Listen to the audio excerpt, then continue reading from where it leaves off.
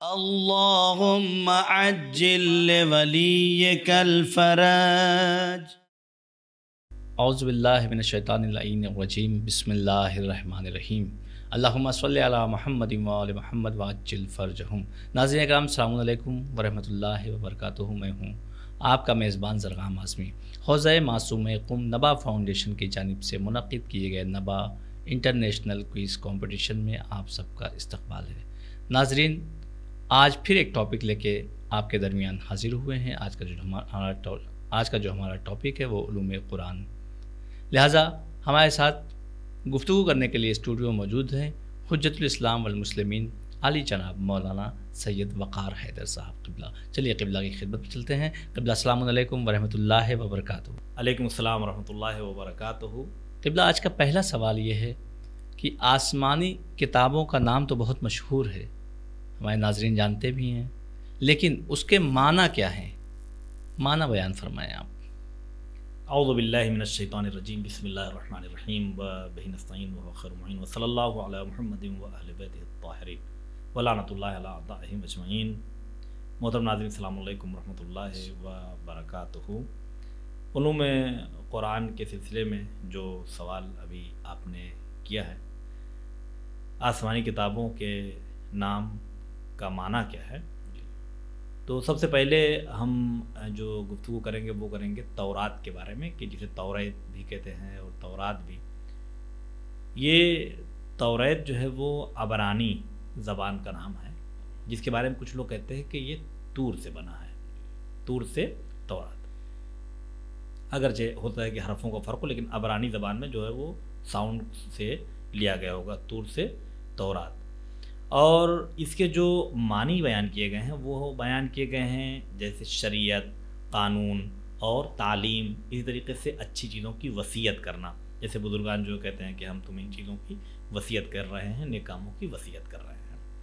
اور توریت کے بعد پھر زبور جو ہے، جو جناب داؤد علیہ السلام پر نازل ہوئی. زبور کے معنی ہوتے ہیں نوشتہ اور کتاب. نوشتہ اور کتاب یعنی جیسے جو جس چیز کو لکھا گیا ہو اسے کہتے ہیں زبور. اور یہ بھی جو ہے وہ عبرانی زبان کا نام ہے، تحریر کے معنی میں ہے زبور. اور اسی طرح سے انجیل، انجیل کے معنی جو بتائے گئے ہیں، انجیل اصل میں ایک یونانی لفظ سے لیا گیا ہے لفظ انجیل کو. اور انجیل کے معنی ہے اچھی خبر، بہترین خبر، یعنی ایسی خبر جسے سن کر انسان خوش ہو جائے اور دنیا اور آخرت میں اس خبر سے کوئی فائدہ ہونے والا ہو، جسے عربی میں مثلا نبا کہا جاتا ہے. تو انجیل کا مطلب ہوتا ہے اچھی خبر دینا. جناب عیسیٰ علیہ السلام سے کی جو کتاب کہی جاتی ہے انجیل. اسی طرح سے جو چوتھی کتاب ہے جو پیغمبر اکرم حضرت محمد مصطفیٰ صلی اللہ علیہ وآلہ وسلم پر نازل ہوئی کتاب، جسے قرآن کریم کہا جاتا ہے. تو جو لفظ قرآن ہے، تو قرآن مجید کی جو پہلی آیت نازل ہوئی سورہ علق کی جو شروع کی آیتیں نازل ہوئی ہیں، اس میں جو پہلا لفظ آیا ہے بسم اللہ الرحمن الرحیم، وہ اقرأ سے شروع ہوتا ہے، یعنی پڑھو. اور اسی لفظ اقرا و قراءت سے قرآن بھی ہے. قرآن کے معنی ہوتے ہیں قراءت کرنا یا پڑھنا، لیکن یہاں پہ علماء کہتے ہیں کہ یہ قرآن جو لفظ مصدر ہے، جو پڑھنا کا معنی ہے، اصل میں یہ اس میں مفعول کا معنی ہے یہاں پر، یعنی مقروءون کے معنی میں لفظ قرآن ہے، یعنی پڑھی جانے والی چیز، جسے زیادہ پڑھا جائے، جس کو پڑھا جائے. چونکہ قرآن کریم کو بہت زیادہ پڑھا جاتا ہے، پڑھے جانے کی بہت زیادہ تاکید ہے، اور قیامت تک انشاءاللہ تعالی انسان پڑھتا رہے گا. اور دنیا ہی میں نہیں، چونکہ آخرت میں بھی انشاءاللہ تعالی قرآن ہی پڑھنا پڑے گا انسان کو جنت کے درجات تک پہنچنے کے لیے، اس لیے اسے قرآن کہا جاتا ہے. بے شک، جزاک اللہ، سبحان اللہ. ناظرین، بڑھتے ہیں اپنے اگلے سوال کی جانب. اور قبلہ سے اگلا سوال یہ ہے کہ سورہ اور آیت کا معنی اور وحی کا معنی کیا ہے؟ تفصیل سے بیان فرمائیں. دیکھیے، سورہ جو ہے، لفظ سورہ، اس کے کئی معنی بیان کیے گئے ہیں. ایک معنی ہے سورہ کا جدا ہونا. جدا ہونا، یہ کیا جدا ہونا کا مطلب کیا ہو گیا؟ جدا ہونے کا مطلب یہ ہوا کہ یہاں پر جو اصطلاح میں یعنی قرآن میں آ جائیں گے کہ اس کو پھر سورہ کیوں کہتے ہیں، چونکہ جو پچھلا والا سورہ ہے وہ وہاں پر ختم ہوتا ہے. اب بسم اللہ الرحمن الرحیم سے وہ کلام جدا ہو جاتا ہے اور آگے نیا کلام جو ہے وہ شروع ہوتا ہے اور نئی گفتگو کا آغاز کیا جاتا ہے بسم اللہ الرحمن الرحیم کے ذریعے سے. تو یہ سمجھ میں آ جاتا ہے کہ ایک سورہ ختم ہو اور دوسرا سورہ یہاں پہ شروع ہو رہا ہے. یہ پچھلے سورہ سے جدا ہے یہ والا سورہ. اسی طریقے سے اس کے معنی جو ہے وہ بلند مرتبہ بھی بیان کیا گیا ہے کہ جس کا مرتبہ بلند ہو. تو سورہ اسے کیوں کہتے ہیں؟ چونکہ ایک سورہ کے اندر بہت ہی زیادہ معانی و مطالب کی بلندی پائی جاتی ہے اور اتنی زیادہ بلندی ہے کہ آج تک انسان اس بلندی تک پہنچ نہیں سکا ہے. 70,000 باطن، ہر لفظ کے 70,000 باطن، 70 باطن، اس باطن کے پھر 70,000 باطن اور باطن کے اندر پھر باطن، کہ انسان جو ہے وہ حقیقت معانی و مطالب قرآن تک پہنچ نہیں پاتا ہے. اور جو ظاہری چیزیں ہیں اور تھوڑا بہت جو بتایا گیا وہی چیزیں انسان سمجھ پاتا ہے. اسی طریقے سے اس کے معنی جو ہیں وہ دیوار اور حصار کے بھی بیان کیے گئے ہیں. دیوار اور حصار یعنی سورہ جو وہ سور البلد سے لیا گیا ہے. بلد کی دیوار، سور کہتے ہیں اس کو دیوار کو، بلد یعنی شہر. تو شہر میں جیسے دیواریں ہوتی تھیں تو وہ کیا کرتے تھے کہ جو بھی شہر کے اندر جو مکانات ہیں سب کو دیواریں گھیرے ہوئے ہوتی تھی، لہذا اس کو سور کہتے ہیں. یہاں پہ کیوں سورہ کہا جا رہا ہے؟ چونکہ جو آیتیں قرآن کے اندر موجود ہیں، اس سورہ کے اندر موجود ہیں، یہ سورہ ان آیات کو اپنے دامن میں رکھتا ہے اور انہیں گھیرے ہوئے ہے، لہٰذا اسے سورہ کا نام دیا گیا ہے. اسی طرح سے یعنی چند آیتوں کے، یوں کہہ سکتے ہیں کہ چند آیتوں کو چونکہ اپنے حصار میں لیے ہوئے ہے اس لیے بھی اسے سورہ کہتے ہیں. اب رہی بات کہ آیت کے معنی کیا ہیں، تو جناب جیسا کہ آپ نے پوچھا کہ آیت کسے کہتے ہیں، تو آیت کے معنی اصل میں جو ہوتا ہے یعنی بہت زیادہ جو یوز ہوتا ہے وہ علامت اور نشانی کے ہوتا ہے، پہچان کے ہوتا ہے. یعنی آپ نے اس چیز کو دیکھا اور اس سے آپ نے کسی اور چیز کو پہچان لیا. اللہ کی آیت ہے یعنی جن چیزوں کو دیکھ کر مثلا خدا کی پہچان ہو جائے. اس کے بعد آیت کے اور معنی بیان کیے گئے ہیں. ایک معنی معجزہ کا بھی بیان کیا گیا ہے کہ ایک ایسی چیز کے جو خدا کی طرف سے کوئی معجزہ ہوا ہو. اس لیے بہت سی چیزوں کو اللہ نے قرآن میں اپنی آیتیں بھی کہا ہے کہ اس طرح کی چیز یا تو کوئی نہیں بنا سکتا یا ویسا واقعہ نہیں ہو سکتا ہے. اسی طرح سے قرآن کی یعنی لفظ آیت کو جو ہے وہ دلیل اور برہان بھی کہا گیا ہے. یعنی اپنی بات کو ثابت کرنے کے لیے جو دلیل لائی جاتی ہے اس کو بھی آیت کہا گیا ہے. اسی طرح سے عبرت کے معنی میں ہے، یعنی کسی چیز کو آپ دیکھیں وہ چیز آیت ہے یعنی وہ ہمارے لیے قابل عبرت ہے، یعنی اس سے ہم کچھ سیکھ حاصل کریں. اور اسی طریقے سے جو ایک اور معنی بہت ہی بہترین معنی بیان ہوا ہے وہ یہ ہے کہ ہر وہ چیز جو آپ کو مقصد تک پہنچا دے، یعنی جسے آپ دیکھیں اور وہ آپ کو اپنے مقصد تک پہنچانے میں ہیلپ کرے، اسے آیت کہتے ہیں. اور انسان کا اصل مقصد اگر دیکھا جائے تو جیسا کہ آیات اور روایت میں بھی ہے کہ انسان کے جان کی قیمت کم سے کم جنت ہے. یعنی انسان اتنی محنت کرے اس کے بعد بھی جنت میں چلا جائے تو کیا فائدہ ہے. تو جنت کم سے کم قیمت ہے، لیکن جنت ملے گی کیسے، جنت کی بلندیوں تک پہنچے گا انسان کیسے؟ تو کہا گیا ہے کہ وہاں پر اس سے کہا جائے گا کہ آپ آیت قرآن کی تلاوت کریے. اب جیسے جیسے انسان جتنی قرآن مجید کی 6000 سے زیادہ جو آیتیں ہیں اتنے ہی جنت کے درجات ہیں.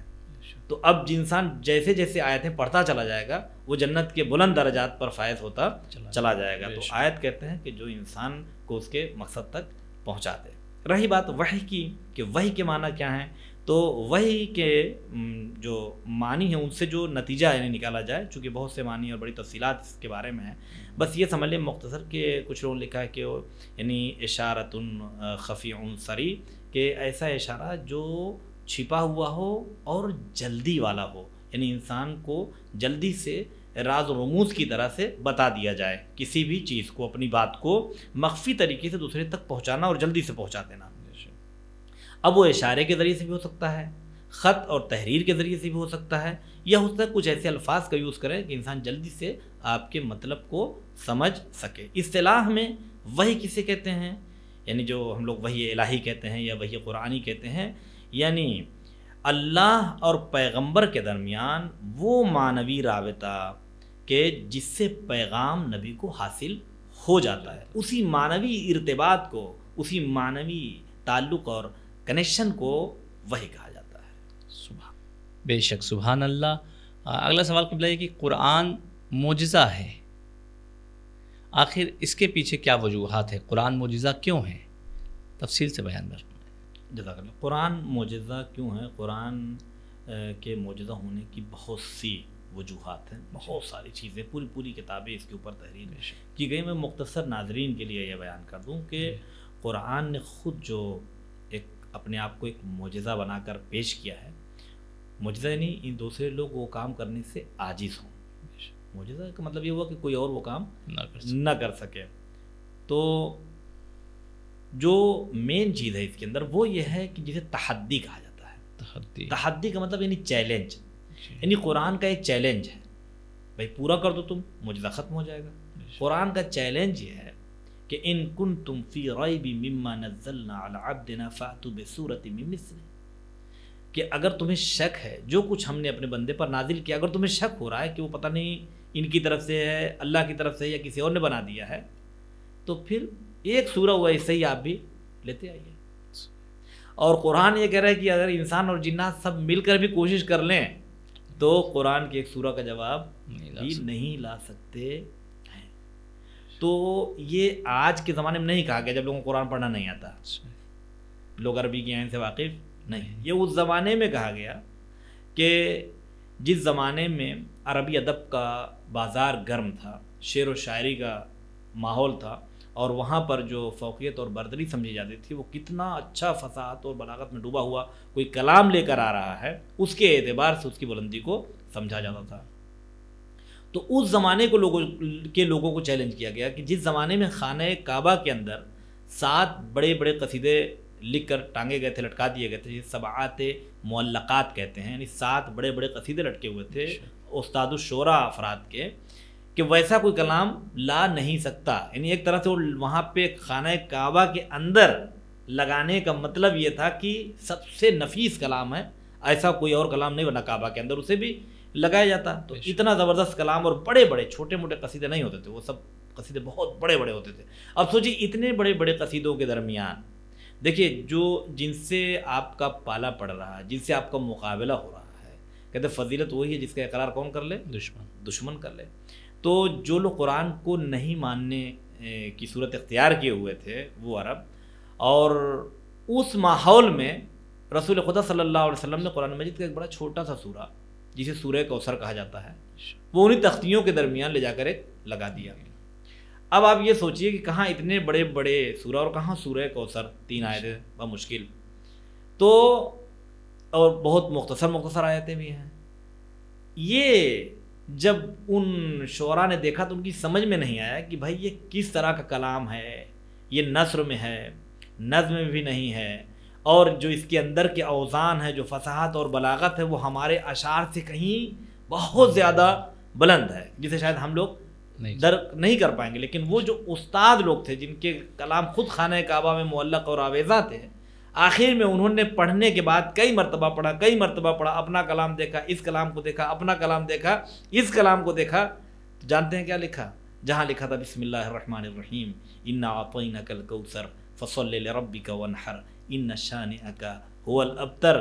تو اب یہ نہیں کہا کہ یہ کوئی مشکوک کلام ہے یا کیا، اس کے نیچے اسی قافیہ سے ملانے کی کوشش کرتے ہوئے اپنی عاجزی کا اقرار کر دیا کہ ما ھذا کلام البشر، یہ کسی بشر کا کلام نہیں ہے، یہ مافوق بشر کوئی طاقت ہے کہ جس کا یہ مختصر سا کلام ہے. تو قرآن کا جواب کوئی نہیں لا سکا.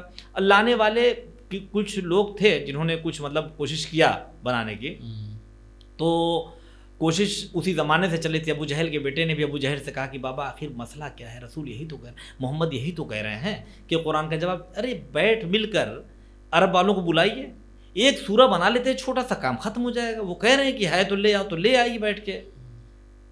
اس نے کہا بیٹا نہ تو ہم یہ کام کر سکتے ہیں اور نہ محمد کی بات کو مان سکتے ہیں. گویا وہ کہنا چاہتا ہے کہ اگر میں یہی کر پاتا تو میرا نام ابو علم ہوتا، ابو جہل کیوں ہوتا. تو اور کچھ نافہم لوگوں نے کوشش بھی کیا کہ کچھ بنا کر لائیں، لیکن وہ خود ان کی عقل کا دیوالیہ مانا گیا اور کسی نے اسی کو تسلیم نہیں کیا کہ ایک ہنسی اور مذاق بن کر وہ سورہ ان کے لیے رہ گیا. تو قرآن کا کوئی چونکہ جواب نہیں لا پایا اس کی فصاحت اور بلاغت، اس کی بلندی کا، اسی وجہ سے وہ قرآن معجزہ ہے. باقی اس کے اندر جو اعجاز ہیں وہ بھرے ہوئے ہیں، علمی اس کے اندر اعجاز موجود ہے، اس کے اندر جو ہے وہ عددی اعجاز موجود ہے، یعنی کئی طرح کے اس میں معجزے ہیں. الفاظ کی چینش کیسے اس کے اندر ہے، کس طرح سے جو معنی کو بیان کیے گئے ہیں وہ معجزہ ہے، جو غیب کی باتیں اس کے اندر بہت سی بتائی گئی ہیں وہ معجزہ ہے، دنیا اور مافیا کے بارے میں بتایا گیا وہ معجزہ ہے، سارے علوم و فنون اس کے اندر رکھ دیے گئے وہ معجزہ ہے، تو اور باقی تو سارے بہت سے معجزے ہیں، لیکن جو اس نے چیلنج اس معجزے کا کیا کہ اگر تمہیں شک ہے تو لے آؤ، تو بھائی لے کر آؤ، کلام ہی ہے، عربی کے 28 حروف ہیں، انہی کو جوڑ کے یہ کلام بنا ہے، انہی 28 حروف کو جوڑنا ہے خالی، اور بنا کر آپ کوئی بھی لے کر، لیکن کوئی لا نہیں سکا، اور انشاءاللہ قیامت تک بھی کوئی نہیں لا سکتا ہے۔ بے شک، سبحان اللہ۔ ناظرین، بڑھتے ہیں اپنے اگلے سوال کی طرف، اور آج کے اس سلسلے کا ہمارا آخری سوال ہوگا۔ اگلا سوال قبلہ یہ ہے کہ فصاحت اور بلاغت کسے کہتے ہیں؟ بیان فرمائیں، تفصیل سے بیان فرمائیں۔ جزاک اللہ۔ دیکھیے بہت ہی مشہور لفظ ہے فصاحت و بلاغت ناظرین، اور کہا جاتا ہے کہ بڑا فصیح کلام ہے اور بڑا بلیغ کلام ہے، نشر البلاغہ بھی مشہور ہے بہت زیادہ، لیکن ان الفاظ کو ہم لوگ عام طور پہ سنتے بہت زیادہ ہیں، یہ تو سمجھ میں آتا ہے کہ بہت اچھا ہونا چاہیے، لیکن جو اس کا معنی ہے وہ صحیح سے بہت سے لوگوں کو نہیں پتہ کہ قرآن میں فصاحت و بلاغت اگر پائی جاتی ہے تو اس کا مطلب کیا ہوا۔ تو جو بلاغت کی کتابوں میں تعریف بیان کی گئی ہے فصاحت کی اور بلاغت کی، میں اس سب کا خلاصہ آپ کی خدمت میں اور ناظرین کی خدمت پیش کر رہا ہوں کہ فصاحت کا مطلب یہ ہوتا ہے کہ الفاظ اور جملے دونوں خوبصورت ہوں، یعنی ایک سینٹنس جو بنایا جاتا ہے، کئی ورڈز ملا کر سینٹنس بنائے جاتے ہیں، تو ہر لفظ آپ کا، ہر کلمہ آپ کا اچھا ہونا چاہیے، خوبصورت ہونا چاہیے، سلیس ہونا چاہیے، استعمال اس کا عام ہونا چاہیے، یعنی لوگ اس کلمے سے مانوس بھی ہوں، کوئی وحشی کلمہ اور کوئی معیوب کلمے کا استعمال بھی نہیں ہونا چاہیے۔ تو ایک چیز تو یہ ہوگی کہ جو آپ کے پارٹس ہیں آپ کے سینٹنس کے وہ سب اچھے اور خوبصورت ہونے چاہیے۔ اس کے بعد جو آپ کلام کو ترتیب دے رہے ہیں انہی کلمات کے ذریعے سے، جیسے ایک دیوار کی مثال ہے کہ جو اینٹیں آپ لگا رہے ہیں وہ اینٹیں بھی اچھی ہوں اور خوبصورت ہوں، اور جو دیوار پہ آپ اینٹوں کی ترتیب دے رہے ہیں وہ بھی کیا ہونا چاہیے، خوبصورتی اس کے اندر بھی ہونی چاہیے۔ اسی طریقے سے کلام میں جو لفظوں کا استعمال ہو رہا ہے وہ بھی اچھا ہونا چاہیے، پھر ان لفظوں کو ترتیب دے کر جو جملہ بنایا جا رہا ہے وہ بھی خوبصورت ہونا چاہیے، تب کہا جائے گا کہ کلمے میں بھی فصاحت ہے اور کلام میں بھی فصاحت موجود ہے۔ اور مثال یوں دے سکتے ہیں کہ جیسے یہ پروگرام آپ دیکھ رہے ہیں، ایک جملہ یہ بھی ہوتا ہے، ایک مرتبہ کہہ سکتے ہیں کہ دیکھ رہے ہیں آپ یہ پروگرام، تھوڑا سا ڈسٹرب ہو گیا، رہے ہیں آپ دیکھ پروگرام، یہ وہ کلمے سب وہی ہیں، اب آپ اسے کیسے رکھیں کہ یہ ایک جملہ خوبصورت ترتیب جو ہے وہ خوبصورت ہونی چاہیے، تو اسے کہا جائے گا کہ یہ کلام جو ہے وہ فصیح ہے۔ تو قرآن کا معجزہ یہ ہے کہ اس کا جو ہر لفظ شروع سے آخر تک جتنے الفاظ کا استعمال ہوا ہے سارے لفظ جو ہیں وہ خوبصورت لفظ ہیں، اچھے لفظ ہیں، سلیس لفظ ہیں، اور جو لفظوں کو رکھا گیا ہے، جو لائن بنا دی گئی لفظوں کی، اور ہر جملہ اور ہر آیت جو بنائی گئی ہے، تو کمپیوٹر کے سافٹ ویئر میں بھی ڈال کر اس چیز پر تحقیق اور ریسرچ ہوئی ہے، تو یہی لوگوں کو اس سے اندازہ لگا کہ جس طریقے سے یہ الفاظ رکھے گئے ہیں اس سے بہتر انداز میں کوئی لفظ رکھا نہیں جا سکتا، ادھر ادھر کچھ بھی نہیں کر سکتے اس کو، جیسے پوری یعنی پورا قرآن اس طرح سے ترتیب ہے۔ تو پورے قرآن میں ہر لفظ کا فصیح ہونا اور ہر آیت اور ہر جملے کا اس طریقے سے ہونا کہ ایک لفظ بھی آپ اس کا آگے پیچھے کریں گے تو جو اس کے معنی کی خوبصورتی ہے وہ خوبصورتی ختم ہو جائے گی، ایسا کوئی کلام دنیا میں موجود نہیں ہے۔ تو فصاحت کا تعلق کہے سے ہو گیا، کلام سے ہو گیا، لفظوں سے ہو گیا، جملوں سے ہو گیا۔ اور بلاغت کا مطلب کیا ہے؟ بلاغت کا تعلق لفظوں سے نہیں ہے، بلاغت کا تعلق ہوتا ہے کہ جو آپ کا یہ والا کلام ہے، یعنی بلاغت کے لیے بھی کلام فصیح ہونا چاہیے، جو اچھا کلام ہے، خوبصورت کلام ہے، اس کلام کو موقع اور محل کے حساب سے پیش کرنا، موقع اور محل کے حساب سے پیش کرنا۔ آپ اگر کوئی پروگرام دینی اسٹوڈنٹس کے لیے پیش کر رہے ہیں تو وہاں پہ آپ کو دین کی باتیں کرنی ہوں گی، انسانیت کی باتیں کرنی ہوں گی، مذہب کی باتیں کرنی ہوں گی۔ لیکن اگر مثلا ہم اسٹوڈنٹس کو مان لیجیے بھی پروگرام ہو رہا ہے اور 25 دن مطلب جو ہے وہ قالین بنانے کا طریقہ مثلا جو ہے وہ یہاں پر بتایا جائے، تو جو مقصد ہے اس پروگرام کا وہ مقصد ختم ہو جائے گا۔ تو ہو سکتا ہے کہ طریقہ آپ بہت اچھا بتائیں، زبردست چیزیں بتا دیں، لیکن یہ بلاغت نہیں ہوگی۔ کلام تو آپ کا فصیح ہے لیکن بلیغ نہیں ہے، بلیغ مطلب پہنچنا، بلغ العلا بکمالہ، جو اپنے کمال کے ذریعے سے بلندی تک پہنچ گیا۔ تو بلاغت یعنی آپ کا کلام ان لوگوں تک پہنچنا چاہیے، آپ کی باتیں ان کے ذہنوں میں اترنی چاہیے، ان کے دلوں میں اترنی چاہیے۔ تو اگر ماحول کے اعتبار سے ماحول کے مطابق وہ کلام نہیں ہے تو بیکار ہے وہ کلام، وہ بلیغ نہیں ہے۔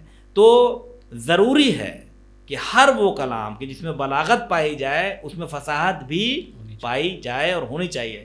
اسی لیے مولا علی علیہ السلام کو جو کلام ہے اس کا نام ہی نہج البلاغہ ہے، یعنی فصاحت بھی بھری ہے اس کے اندر اور بلاغت بھی اس کے اندر موجود ہے۔ تو میں آپ کو ایک فصاحت کی مثال اور ایک بلاغت کی مثال دے رہا ہوں، اس کے بعد میں گفتگو کو تمام کرتا ہوں کہ فصاحت جیسے لفظیں جو ہیں وہ ہو سکتا ہے کہ الفاظ سب اچھے ہوں لیکن جو آپ نے لگایا ہے، لائن بنائی ہے، وہ صحیح نہیں ہے، اچھی نہیں ہے۔ جیسے شاعر نے کہا، ایک اپنے دوست کی قبر پہ گیا، دیکھا اکیلے ویرانے میں وہ قبر ہے، تو اس نے کہا کہ اس کا نام تھا حرب، جس کی قبر اس کا نام تھا حرب، تو اس نے کہا لیسا قربا، قرب مانے قریب ہوتا ہے، لیسا قربا قبر حربن، حرب کی قبر کے قریب میں نہیں ہے قبرن، کوئی قبر۔ تو نہ لفظ قبر خراب ہے، نہ لفظ قرب خراب ہے، نہ لفظ حرب خراب ہے، لیکن اتنا ریب قرب قبر اس طریقے سے آ رہا ہے کہ اس کو بولنے میں زحمت ہو رہی ہے اور کہا جائے گا کہ یہ فصاحت سے خارج ہو گیا۔ لیسا قربا قبر حربن قبر، ٹھیک ہے۔ تو اس طرح کے جو چیزیں ہیں وہ فصاحت سے خارج ہو جاتی ہیں۔ بلاغت کی بات یہ ہے کہ آپ جو کلام کہہ رہے ہیں بہت اچھا کلام ہونا چاہیے لیکن موقع اور محل کے اعتبار سے ہونا چاہیے۔ اب جیسے بتا دوں، میں مثال دوں ناظرین کے لیے کہ کبھی کبھی کلام اچھا ہوتا ہے لیکن کیسے ماحول کے خراب ہونے کی وجہ سے، صحیح جگہ پہ نہ پیش کرنے کی وجہ سے ماحول بگڑ جاتا ہے اور اس کی بلاغت ختم ہو جاتی ہے۔ تو ایک شاعر صاحب تھے جو دوسروں سے کلام لکھا کے پڑھا کرتے تھے، تو جلدی میں، اچھا وہ ہر جگہ سیرا پڑھنے بھی پہنچ جاتے تھے بنا بلائے بھی، اور سب کا نام بھی ان کو معلوم ہو جاتا تھا کہ مطلب کون خالہ ہے، کون ماموں ہے، کون نانا ہے، اور سارا سسٹم بنا کر وہ لے کر چلے جاتے تھے اور ایک دن میں سوچتے تھے کئی جگہ نپٹا دیں مثلا۔ تو اتفاق ایسا تھا کہ ایک ہی دن میں ان کو ایک جگہ پہ سیرا پڑھنے جانا تھا اور ایک جگہ پہ ان کو سلام پڑھنے جانا تھا۔ تو انہوں نے شاعر صاحب سے جا کر کہا کہ حضور ذرا یہ ہے آپ جلدی سے ہمیں ایک سیرا اور ایک سلام لکھ دیں۔ تو انہوں نے کاغذ اٹھایا اور کاغذ اٹھانے کے بعد جو ہے وہ ایک لائن اوپر سے نیچے سیرا لکھ دیا اور اس کے بغل میں اوپر سے نیچے جو ہے وہ سلام لکھ دیا اور کہا کہ بھائی لے جاؤ۔ اب چونکہ مطلب نقل کے لیے بھی عقل ہونی چاہیے، جب عقلی نہیں ہے تو نقل لے کے کیا کرو گے، پرچہ لے کے۔ تو اب یہ جب وہاں پہنچے پڑھنے کے لیے تو اب یہ سمجھ نہیں پائے کہ جو ہمارے شاعر صاحب نے لکھ کے دیا ہے صحرا اور سلام وہ رائٹ لیفٹ ہے یا اوپر اور نیچے ہے۔ تو وہ یہ سمجھے کہ جیسے ایک مصرع ادھر لکھا ہے اور ایک مصرع جو ہے وہ ادھر لکھا ہوا ہے، ایک مصرع ادھر ایک مصرع ادھر۔ تو اس طرح سے جو انہوں نے وہاں پر پڑھا، پہلے پہنچ گئے کہاں، مثلا صحرا پڑھنے کے لیے گئے جہاں، وہاں پہ مثلا انہوں نے شروع کیا کہ شادی کی دھوم دھام ہے خوشیاں عجیب ہے، شادی کی دھوم دھام خوشی بھی عجیب ہے، اور بیٹھے ہیں سب زمین پہ کنبہ غریب ہے۔ اب لوگوں نے کہا زمین پہ اتنا 5 اسٹار ہوٹل میں شادی ہو رہی ہے، اتنی زبردست کرسیاں لگی ہیں، کم وقت کہہ رہے ہیں کہ بیٹھے ہیں سب زمین پہ کنبہ غریب ہے۔ اور پھر تھوڑا بھی لوگ سمجھ نہیں پائے کہ بھائی کیا کہنا چاہ رہا، کہا شاید ابھی آگے کچھ اور لے کے آئے، تو کہا کہ صحرا سجا ہے دولہے کے سر پہ حسین سا، صحرا سجا ہے دولہے کے سر پہ حسین سا، ایک شب میں بیوہ ہوگی دلہن کا نصیب ہے۔ اب جتنے گھراتی تھے اور باراتی تھے سب جو ہے پکڑ کے بیچارے کو وہاں پہ لگے پیٹنے کہ کم وقت یہاں آ کے کیا الٹا پلٹا پڑھ رہا ہے۔ تو دونوں کلام اپنی جگہ پر اچھے تھے لیکن موقع تھا شادی اور بیاہ کا، تو اس نے ایک شعر، ایک مصرع اس کا فصیح پڑھا، ایک مصرع اس کا فصیح پڑھا، لیکن بلاغت کے اعتبار سے صحیح نہیں تھا۔ یعنی کل ملا جلا کر یہ کہ جیسا موقع اور محل ہو اس کے اعتبار سے کلام کو پیش کرنا چاہیے۔ تو قرآن مجید کا یہ بہت بڑا امتیاز ہے اور معجزہ ہے کہ اس کے لفظ بھی سب سے اچھے، اس کا کلام بھی سب سے اچھا، اور جس جگہ کے اعتبار سے جیسا کلام ہونا چاہیے تھا ویسا ہی کلام ہے، ویسا کوئی کلام، اس سے بہتر کلام اس جگہ کے لیے پیش نہیں کیا جا سکتا ہے۔ بے شک، بہت بہت شکریہ قبلہ۔ ناظرین آج ہمارا وقت یہیں پہ تمام ہوتا ہے، انشاءاللہ پھر ملاقات ہوگی نیکسٹ ایپیسوڈ میں، تب تک کے لیے ہمیں اجازت دیجیے۔ خدا حافظ، والسلام علیکم ورحمۃ اللہ وبرکاتہ۔ خدا حافظ، فی امان۔